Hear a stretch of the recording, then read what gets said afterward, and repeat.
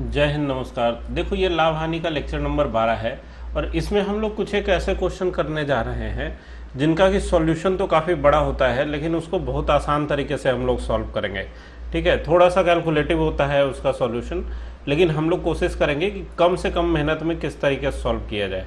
ठीक है, देखो, एक सबसे पहला तो ये आसान क्वेश्चन लिया गया है कि ए ने एक मोबाइल फ़ोन बी को 25% के लाभ पर, बी ने इसे सी को 10% की हानि पर बेच दिया। सी ने इसके लिए 5625 रुपये का भुगतान किया। तो ए ने फ़ोन के लिए रुपए में कितना भुगतान किया था। ठीक है, तो देखो, इसको बनाने का तरीका क्या है, सिंपल, कई तरीके हैं। पिछले वीडियोस में भी इस तरह का क्वेश्चन आ चुका है, तो इसको कई तरीके से हम लोग सॉल्व कर सकते हैं। आप एक्स मान के बनाइए, 100 मान के बनाइए, 100% मान के बनाइए, जैसे भी बनाइए। हम लोग यहाँ पर 100 मान के बनाते हैं। ठीक है, अगर मान लो कि ए के लिए 100 रुपया क्रय मूल्य रहा होगा, तो बी को 25% लाभ पर बेचा। ठीक है, ए जो है बी को 25% के लाभ पर बेच रहा है, तो बी के लिए क्रय मूल्य हो जाएगा 125, है ना, और ए के लिए विक्रय मूल्य कहा जाएगा 125। उसी तरीके से बी ने इसे सी को 10% की हानि पर बेचा। तो देखो, जो लोग फॉर्मूला लगाते हैं, अभी देखिए फॉर्मूला का ड्रॉबैक बताते हैं आप लोग को। फॉर्मूला के लिए क्या है भाई, बी के लिए क्रय मूल्य तो 125 रुपया है। विक्रय मूल्य का फॉर्मूला क्या होता है, क्रय मूल्य गुना 100 बटा में 100 घटाओ हानि प्रतिशत, है ना, 100 घटाओ हानि प्रतिशत, ये होता है। तो इसको कैलकुलेट करेंगे तो 125 गुना 100 बटा 100 घटाओ 10 मतलब 90 करेंगे, फिर कैलकुलेट करेंगे। यहाँ पर सीधा सा बात है कि अगर 10% की हानि हो रही है, 10% की हानि हो रही है, तो इस 125 का 10% मतलब कि इस 125 में से 12.5 कम कर देने का जरूरत है। तो सीधे हम लोग यहाँ पर निकाल सकते हैं कितना, सी के लिए क्रय मूल्य हो जाएगा 112.5।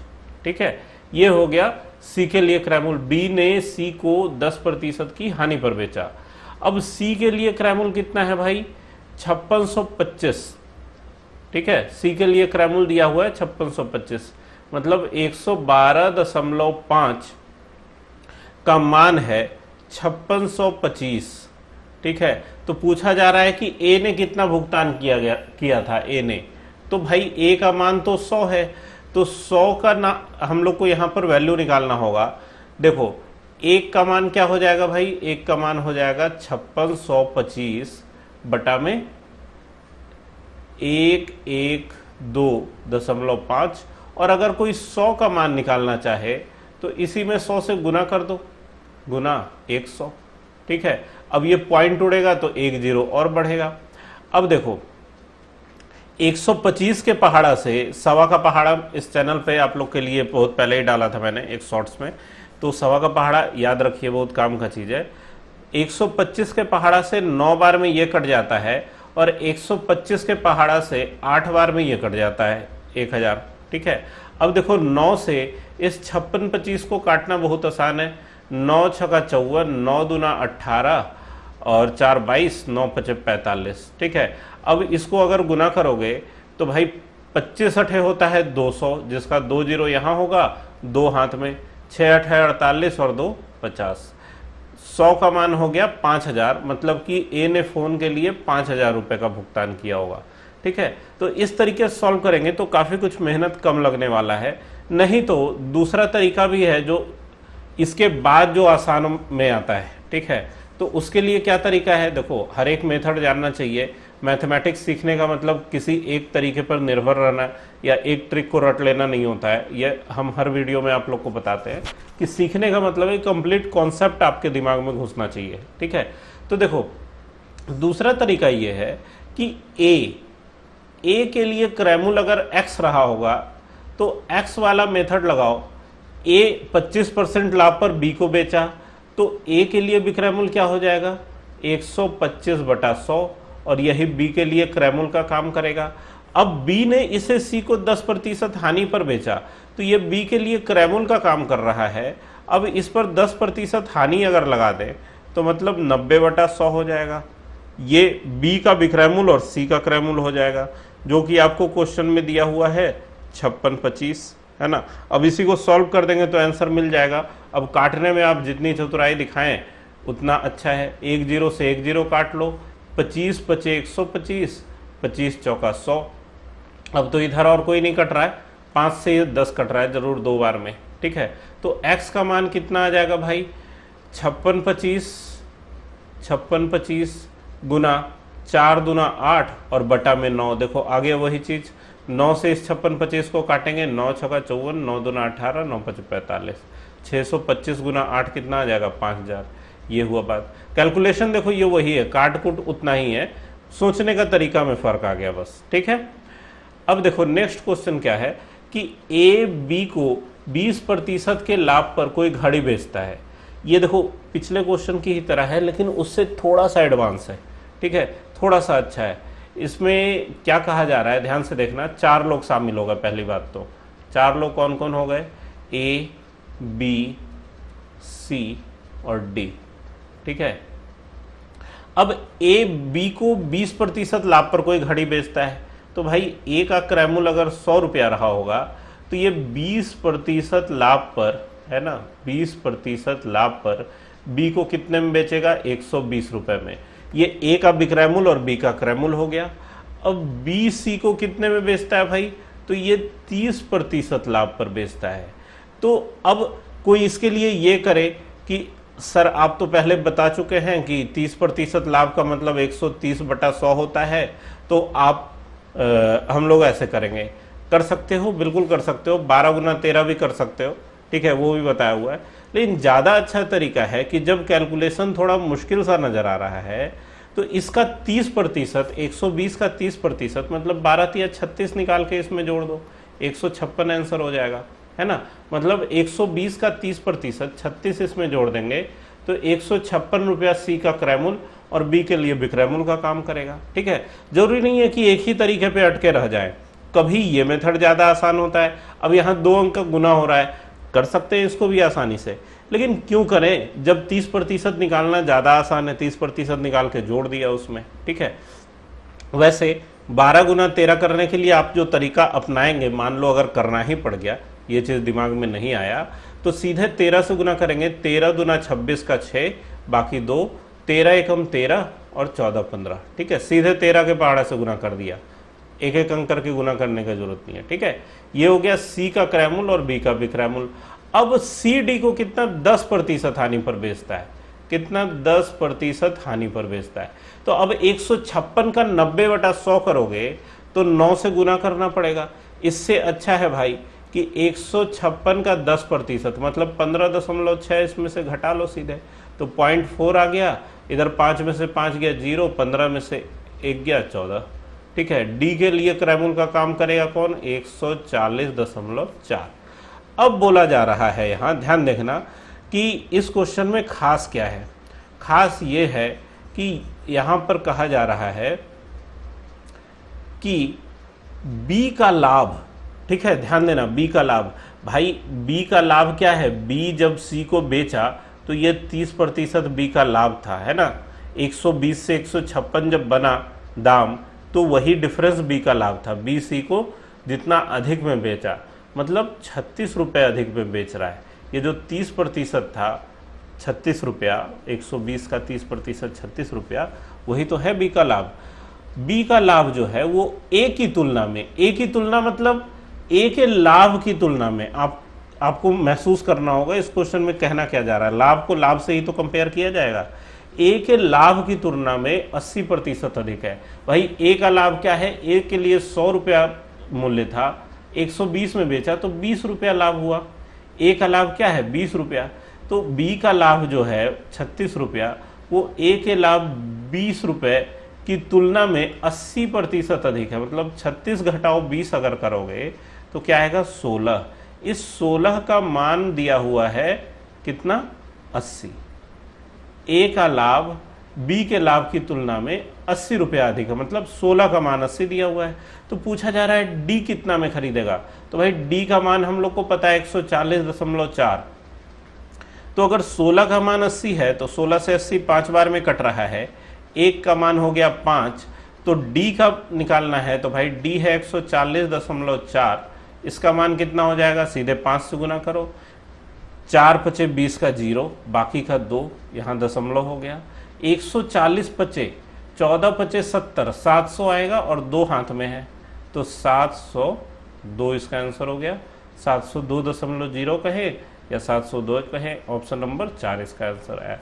आए बात समझ में किस तरीके से सॉल्व करना है एग्जाम में इसको, ठीक है। अगर आप गलती से इन सब क्वेश्चंस को एक्स पे बनाने चले जाएंगे तो काफ़ी लंबा चौड़ा सॉल्यूशन होगा इसका, ठीक है। तो अलर्ट रहना है, सावधान रहिए, सतर्क रहिए, है ना। मैथमेटिक्स बनाने में भी कहा जा रहा है क्या, नेक्स्ट क्वेश्चन देखो, बहुत अच्छा क्वेश्चन नहीं है अभी।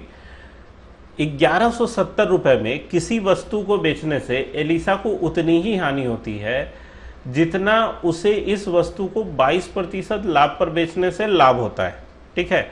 यदि वह इसे 1450 रुपए में बेचती है तो उसका लाभ या हानि प्रतिशत ज्ञात करें। ठीक 1 दशमलव स्थान तक लाभ या हानि प्रतिशत ज्ञात करना है, ठीक है। तो आए बात समझ में। अभी इसमें कहा जा रहा है कि 1170 रुपए, देखो जैसे जैसे क्वेश्चन कहता है बस वैसे वैसे हम लोग चलते जाएंगे, कुछ भी नया कुछ भी विशेष नहीं किया जाता है मैथमेटिक्स के क्वेश्चन में। जो क्वेश्चन कहता है बस उसके अनुसार हम लोग चलते हैं, ठीक है। देखो एक बात आप लोग को हम बताना चाहते हैं, आप लोग महसूस कर सकते हैं अगर थोड़ा बहुत आप सर्वे करें अपने आसपास के दोस्तों मित्रों से, जो भी आपके फ्रेंड हैं, आप पूछ के देख लीजिएगा और 100% यही बात निकल के आएगा। जिस लड़के को, आपके दोस्तों में जिस भी लड़के को मैथमेटिक्स पसंद होगा, आप पूछिए कि तुम्हारा फेवरेट सब्जेक्ट क्या है तो बोले मैथमेटिक्स, और जिसको पसंद नहीं होगा उससे पूछिए कि सबसे ज़्यादा नापसंद सब्जेक्ट कौन है तो वो बोलेगा मैथमेटिक्स। मतलब गणित एक ऐसा चीज़ है जिसको पसंद आता है तो शिद्दत से पसंद आता है, मतलब एकदम उसको उसके दिल के करीब हो जाता है, और जिसको इससे दुश्मनी होती है उसके लिए सबसे बड़ा दुश्मन यही होता है। मतलब जिसको नहीं समझ में आता है उसके लिए सबसे बड़ा सिरदर्दी यही है। तो आप अगर इसको फील करेंगे, थोड़ा सा इसके अंदर उतरने की कोशिश करेंगे, इसको महसूस करने की कोशिश करेंगे, तो ये आपके लिए सबसे प्यारा सब्जेक्ट बन जाएगा। कोई मुश्किल काम नहीं है, बहुत अच्छा चीज़ है, बस इसको थोड़ा सा मन लगा के समझने की कोशिश करना है। थोड़ा सा प्रैक्टिस के बाद फिर बहुत मज़ा आने लगता है इसमें, ठीक है। देखो क्या कहा जा रहा है कि 1170 रुपये में किसी वस्तु को बेचने से एलिसा को उतनी ही हानि होती है जितना इस वस्तु को 22% लाभ पर बेचने से होता है। तो भाई देखो, अगर क्रैमुल्स x रुपया हम लोग मानते हैं और 1170 रुपया क्या है इसका विक्रयमूल्य, ध्यान देना 1170 रुपया इसका विक्रयमूल्य है, तो बोल रहा है कि जब 1170 में बेचा तो हानि हो गया। तो हानि कब मिलता है भाई, क्रयमूल्य माइनस विक्रयमूल्य करने पर, मतलब कि x घटाओ 1170 करने पर, ये हुआ हानि। और कहा जा रहा है क्या, ये जो हानि है उतनी ही हानि होती है जितना उसे इस वस्तु को 22% लाभ पर बेचने से होता है। मतलब इस हानि का मान किसके बराबर है, उसे इस वस्तु को 22% बेचने से लाभ होता, जितना लाभ होता, मतलब इस क्रयमूल्य का 22% जो लाभ होता उस लाभ के बराबर ये हानि है, ठीक है। अगर आप इस लाइन को समझ के लिख सकते हैं तो ये क्वेश्चन फिर इससे ज़्यादा कुछ है ही नहीं, ठीक है। 1170 रुपये में बेचने से जो लाभ हानि हुई वो इस वस्तु को 22% लाभ पर बेचने से जो लाभ होता उसके बराबर होगा, ठीक है। 22% लाभ पर बेचने से जो लाभ होगा, ठीक है, विक्रयमूल्य नहीं लाभ। तो लाभ कितना होगा भाई, क्रयमूल्य का 22% लाभ होगा। अब देखो ये 22x/100 है, इसको इधर x में लाके घटाओगे अगर, ठीक है, इसको अगर हम लोग इधर x में से लाके घटाएंगे तो भाई x में से ये 22x/100 अगर घटेगा तो 78x/100 आना चाहिए, है ना। ये लिखने की भी जरूरत नहीं है, सीधे हम लोग इसको कर सकते थे 1170, है ना। इसको घटाने के लिए क्या करेंगे, 100 गुना x 100x घटाओ 22x, मतलब 78x/100 का मान है 1170, ठीक है। अब देखो इसको काटेंगे, 1170 और 78, यहाँ 78 जो है 13 के पहाड़ा में आता है, 13 छक 78, और 13 से ये 1170 भी कट सकता है। 13 नमा 117 और 0। 6 से 90 काटेंगे हम लोग कितनी बार में? 15 छक्का 90। तो यहाँ से x का मान निकल के क्या आ गया? 15 गुना 100 1500। ठीक है, आंसर हो गया। आंसर तो यहाँ पर पूछा जा रहा है कि उसका लाभ या हानि प्रतिशत बताइए, तो ये तो भाई क्रैमुल आ गया 1500। अभी यहाँ पूछा जा रहा है कि वो इसे 1450 में बेचे, तो भाई 1450 में बेचेगा, 1500 क्रैमुल है और 1450 में बेचेगा, तो हानि 50 रुपया होगा ना। हानि होगा 50 रुपया, क्योंकि क्रैमुल ज़्यादा है, विक्रैमुल कम है, तो हानि हो गया 50 रुपया। तो आंसर नंबर 3 होगा या 2 होगा। अब 50 गुना 100 और बटा में क्रैमुल कितना है भाई? क्रैमुल 1500। 2 जीरो से 2 जीरो उड़ गया, 5 से ये 10 बार में और 5 से ये 3 बार में, तो 10 बटा 3 का मतलब होता है 3.33% क्या? हानि। ये हानि होगा, क्योंकि 1500 क्रैमुल आया था और 1450 में बेच दिया। तो आए बात समझ में किस तरीके से इस तरह के क्वेश्चन को सॉल्व करना है।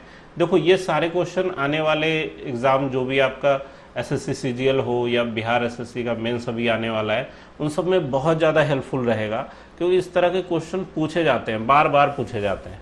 ठीक है, देखो क्या कहा जा रहा है कि किसी वस्तु को 246 रुपये 80 पैसे में बेचने पर प्राप्त लाभ। देखो ये पिछले क्वेश्चन का थोड़ा सा एडवांस वर्जन है।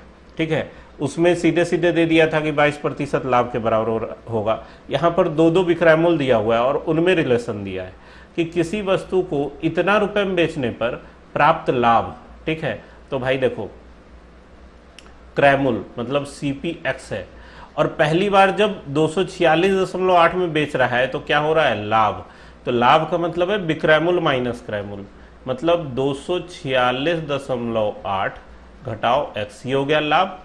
ये लाभ जो है वस्तु को 216 रुपए में बेचने पर होने वाली हानि की राशि से 20% अधिक है। ठीक है, हानि 216 रुपए की हानि है। हानि कब होगी? क्रैमुल x घटाओ विक्रैमुल 216। जब 216 में बेचा तो हानि हो रहा है, कितना? x घटाओ 216। इस हानि से 20% अधिक है, मतलब कितना? 120/100। 20% अधिक है मतलब 120/100। अब देखो इसको काट के इसको सॉल्व करना है।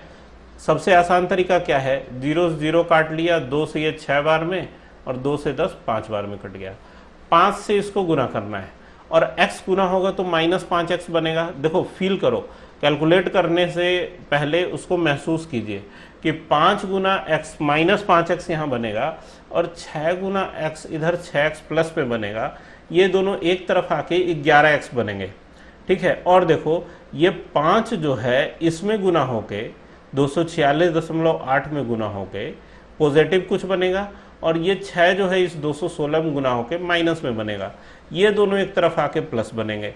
मतलब कि आप यहाँ सीधे ये कह सकते हैं कि 11x का मान कितना आएगा भाई? 246.8 गुना 5, तो भाई 8 × 5 = 40 का 0, बाकी 4 और दशमलव आने वाला है आगे, और 246 को 5 से गुना करना है तो 6 × 5 = 30 और 4 = 34 का 4, बाकी 3, 24 × 5 = 120 और 3 123। ठीक है, 1 2 3 4 आया। इसमें जोड़ना होगा किसको? 216 गुना 6, तो 16 × 6 = 96 और 6 दूना 12, 1296 इसमें जोड़ना है ना। और एक तरफ तो 11x आया ही, क्यों 11x आया? फील हो गया। 5 गुना x 5x माइनस में और 6 गुना x 6x प्लस में, इन दोनों को एक साथ जोड़ के। अब देखो x का मान अगर निकालना है तो जोड़ के देखो, 6 4 10 का 0, बाकी 1, 9 3 12 1 13, 12 12 24 और 1 25, 2530/11 आएगा। 11 से काट लो, 11 दूना 22, 23 24 25 33, 11 × 3 = 33 और 0। x का मान क्या है भाई? 230। x का मान आया 230। ठीक है, x क्या है? क्रैमुल। अब बोला जा रहा है कि वस्तु को 220 रुपया 75 पैसा में बेचा, तो भाई अगर 220 रुपया में बेचा, 220 रुपये में बेचता तो 10 रुपये का हानि होता। यहाँ पर 75 पैसा और ज़्यादा रखा गया है, तो इसका मतलब हानि कितना है? ठीक है, देखो लॉस अगर निकालना चाहोगे तो 230 में से घटाना होगा 220.75। यहाँ लॉस कितना आएगा भाई, 9 रुपया 25 पैसा। और लॉस परसेंट क्या आएगा, 9.25 गुना 100 और बटा में क्रैमुल कितना है 230। ठीक है, अब देखो 23 से अगर भाग लगाओगे, यहां पर क्या है 92.5 बटा 23। ठीक है, देखो 23 चौका 92 होता है, मतलब कि यहां लॉस प्रतिशत जो है, लॉस प्रतिशत ये 4% से थोड़ा सा ज्यादा आएगा। ठीक है, मतलब आंसर क्या होगा, ऑप्शन नंबर 2। 23 चौका 92 होता है, इसलिए हम लोग को एग्जैक्ट भाग लगाने का जरूरत है नहीं कि भाग लगा के निकालें, क्योंकि यहाँ निकटतम पूर्णांक बोल रहा है, अब लगभग मान ही हम लोग को निकालना है। ठीक है, तो ये था ये क्वेश्चन। अब देखो अगला क्वेश्चन क्या है, ये क्वेश्चन भी बहुत अच्छा है, इसको किस तरीके से समझना है। देखो ये सारे क्वेश्चन बहुत कॉन्सेप्चुअल हैं। ठीक है, थोड़ा सा कैलकुलेशन इसमें बड़ा है, जनरली ये सब मेंस में आते हैं, इस तरह के क्वेश्चन पूछे गए हैं। ठीक है, तो इसलिए घबराना नहीं है, कॉन्सेप्ट को समझने में बहुत हेल्प करता है इस तरह का क्वेश्चन जो होता है। क्या कहा जा रहा है कि अनु किसी वस्तु को उसके विक्रय मूल्य के उत्पादन लागत से 25% अधिक निश्चित करती है। ठीक है, देखो एक तो होता है उत्पादन लागत, और लागत का मतलब होता है क्रय मूल्य। ठीक है, मतलब और एक हुआ उसका मार्क प्राइस। ठीक है, मार्क प्राइस नहीं, यहाँ विक्रय मूल्य की बात हो रही है, तो हम लोग लिखेंगे सेलिंग प्राइस, मतलब एसपी। ध्यान देना, मतलब कि अगर मान लो किसी वस्तु को उत्पादन करने में 100 रुपए खर्च आते हो, तो उससे 25% अधिक उसका विक्रय मूल्य निर्धारित किया गया 125। अब बोला जा रहा है कि उत्पादन लागत 20% बढ़ गया, मान लो रॉ मटेरियल जो है उसका कॉस्ट बढ़ गया, तो उत्पादन लागत भी बढ़ेगा। ये 100 रुपए के बदले कितना हो जाएगा, 120 रुपया हो जाएगा। 100 का 20% क्या होता है 20, तो 120 यहाँ पर बढ़ गया। अब बोला जा रहा है कि उसका विक्रय मूल्य 10% बढ़ा देती है। भाई जब कॉस्ट बढ़ेगा तो लोग बेचने वाला दाम भी तो बढ़ाएंगे। अब 125 का 10% बढ़ाने का मतलब है 12.5 इसमें और ऐड कर दो, है ना। तो 125 का 12.5 ऐड कर देंगे तो क्या आ जाएगा 137.5। अब क्रय मूल्य 120 है और विक्रय मूल्य है 137.5। तो पूछा जा रहा है लाभ प्रतिशत क्या होगा। तो भाई यहां पर हम लोग साफ साफ देख पा रहे हैं कि प्रॉफिट कितना हो रहा है 17.5, और लाभ प्रतिशत अगर पूछा जाता है तो प्रॉफिट परसेंट इंटू 100 बटा में क्रय मूल्य क्या है 120। 0 से 0 काट दो, यहाँ पर 175 बटा में 12 आ रहा है। इसी को भाग देने पर हम लोग को आंसर मिल जाएगा। देखो अभी 2 से और काट सकते थे, लेकिन काटते तो फिर गुना करने में भी मुसीबत होता है। यहाँ सीधे 10 से 1 दशमलव खिसका दिया गया। अब देखो यहाँ पर भाग देना है, तो भाई 12 एकम 12 5 17 55, 12 चौक 48 और 7 55, तो 14 नजर आ रहा है, केवल ऑप्शन नंबर 4 में है, यही इसका आंसर होना चाहिए। आप लगाना चाहें तो लगा के भी देख सकते हैं। 12 चौक 48 और 7 55 आ रहा था 70। ठीक है, तो 70 का मतलब क्या 12 छक 72 के ज्यादा करीब रहेगा। यहाँ पर तो नियरेस्ट वैल्यू लिया गया है, इसलिए लगभग 6 आएगा। लेकिन अगर उससे कम में लगाओगे तो 70 से कम 12 5 60 लगाओगे, फिर 12 8 96 लगाओगे। ठीक है, तो 58 आएगा, उसको फिर 60 करोगे, तो मिला जुला के उतना घुमा के आंसर लाने का जरूरत नहीं है। लगभग मान निकालना हो तो एक एक अंक करके देखते जाइए कहाँ पे हम लोग का आंसर मैच हो रहा है। ठीक है, तो आए बात समझ में, इसी तरीके से प्रैक्टिस करते रहना है। अभी देखो एक क्वेश्चन जो है ये बहुत बेहतरीन है। इसमें क्या कहा जा रहा है कि एक व्यक्ति 8% की हानि पर एक सामान बेचता है, यदि उसने इसे 10.5 के लाभ पर बेचा होता तो उसे इतना रुपया अधिक मिलता। ठीक है, तो ये तो बहुत आसान वाला क्वेश्चन है, इस पर एक अलग से पूरा का पूरा लेक्चर था इस टाइप के क्वेश्चन पे। ठीक है, देखो जैसे ये रहा होगा कुछ क्रय मूल्य। ठीक है, और इसमें विक्रय मूल्य जो है, एक बार तो विक्रय मूल्य हुआ है कितना, एक बार विक्रय मूल्य उसको 10.5% लाभ पर मिल रहा है, 10.5% लाभ पर मिल रहा है। ठीक है, तो यहाँ पर विक्रय मूल्य है और एक बार हो रही है हानि। कितनी हानि हो रही है भाई? 8% की हानि, तब यहाँ पर एक विक्रय मूल्य है। ठीक है, और इन दोनों विक्रय मूल्य का अंतर दिया हुआ है कितना? 92.5 रुपया। मतलब कि 10.5% लाभ पर बेचने पर और 8% की हानि पर बेचने पर जो विक्रय मूल्य का अंतर है वो 92.5 रुपया है। तो इसका मतलब हम लोग ये कह सकते हैं कि भाई इन दोनों का सम 18.5, 10.5 और 8, इनका सम जो है 18.5%, इसका मान है 92.5। पूछा जा रहा है क्या कि 12% लाभ प्राप्त करने के लिए उसे किस मूल्य पर बेचना चाहिए था। ठीक है, तो देखो यहाँ एक पॉइंट से एक पॉइंट उड़ा सकते हो, और 185 से 18 पचे 90 और 5 पचे 25 करके ये 5 बार में कट सकता है। 1% का मान आ जाएगा कितना? 5। और 12% लाभ पर विक्रय मूल्य पूछा जा रहा है। तो विक्रय मूल्य भैया क्या होता है? अगर क्रय मूल्य होगा 100%, सीपी अगर 100% है और लाभ 12% है, तो विक्रय मूल्य कितना हो जाएगा? 112%। और इसी 112% का मान पूछा जा रहा है, जो कि 112 गुना 5 कितना हो जाएगा भाई? 560 रुपया। ऑप्शन नंबर 2 इसका आंसर हो गया। तो उम्मीद है कुछ कुछ समझ में आया होगा बात कि किस तरीके से हम लोग को एग्जामिनेशन में इस तरह के क्वेश्चन को टैकल करना है, ताकि कम से कम टाइम में, कम से कम कैलकुलेशन में हम लोग क्वेश्चन को सॉल्व कर सके। अगर सही तरीका नहीं अपनाएंगे तो ये सारे क्वेश्चन आप देखेंगे किसी भी बुक में काफ़ी ज़्यादा लंबा चौड़ा एक्स पे बनाया रहता है, तो उससे बचते बचाते हुए अपना तरीका यूज़ करना है। कॉन्सेप्ट को समझने में हमेशा फोकस रखना है। ठीक है, और पढ़ाई करते रहना है, मेहनत करते रहना है। मिलते हैं नेक्स्ट वीडियो में कुछ नए क्वेश्चंस के साथ।